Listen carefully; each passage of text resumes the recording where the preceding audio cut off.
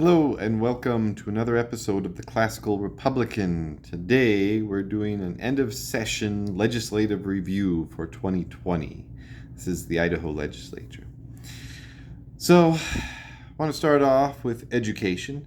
Education, as a classical Republican, you got to support education because it is the great equalizer. Creates social equality if everyone is starting off at the same point. Now that is very difficult to do, but it needs to be. It's an endeavor that needs to be attempted. So how did we do? Let's see. They passed a law allowing for full day kindergarten, but it's optional by district. But I think most districts are going to do that. They also offered pay increases and a bonus for teachers. Also created more options for health insurance for teachers, so that's good. They also they kind of changed the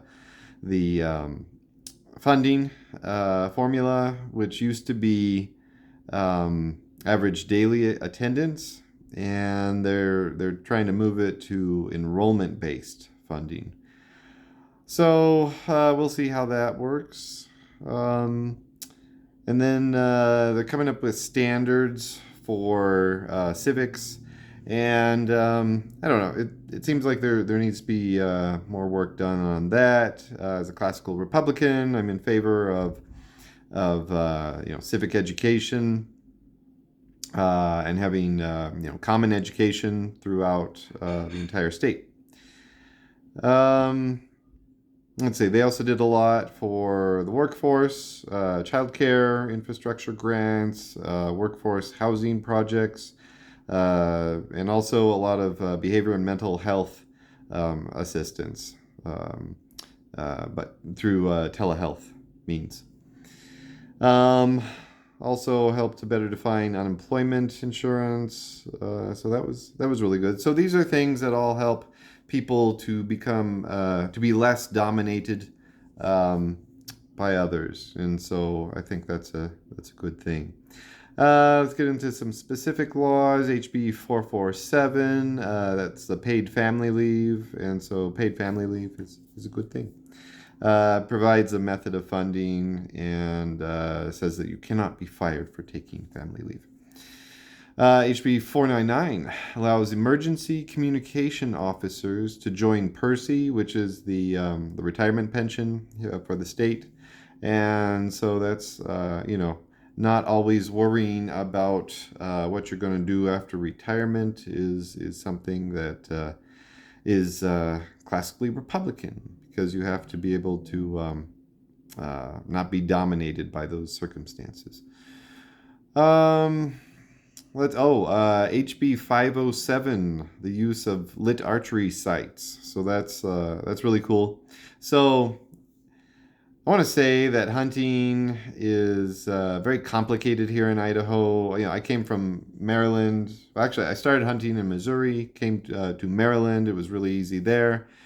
And it's very I gave up hunting when I came to Idaho. It's very complicated. You don't always know if you're going to be able to go hunting. There are lotteries, and you don't know if you're going to get anything because most people are far away from the if you're going to go hunt on public land, it's usually far away from where you live, and it's so therefore it's hard to figure out where the herd is and what the habits of the herd are. When I was in Maryland, it was easy to track the herd and just go walking outside my door, outside my neighborhood, and go into the a state park and hunt with my bow. And that I always maybe I didn't always get something, but I always at least saw a deer, and it's just very difficult here. So this law makes for a more humane kill by allowing better sights, so you can hit the animal properly. And so, whenever you're hunting, you have that debate between humane and sportsmanlike.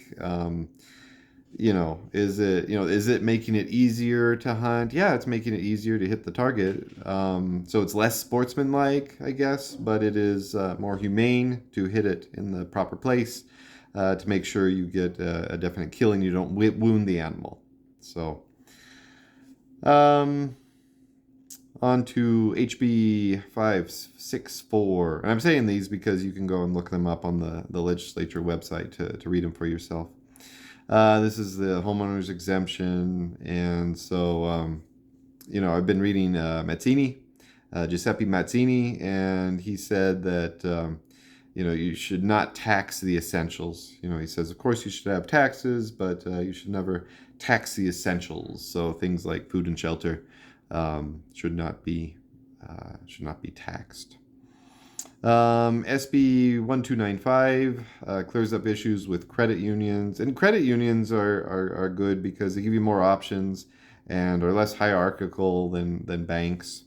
So I'm not trash talking banks, but as a classical Republican, I think you should support more options when it comes to financial transactions like that.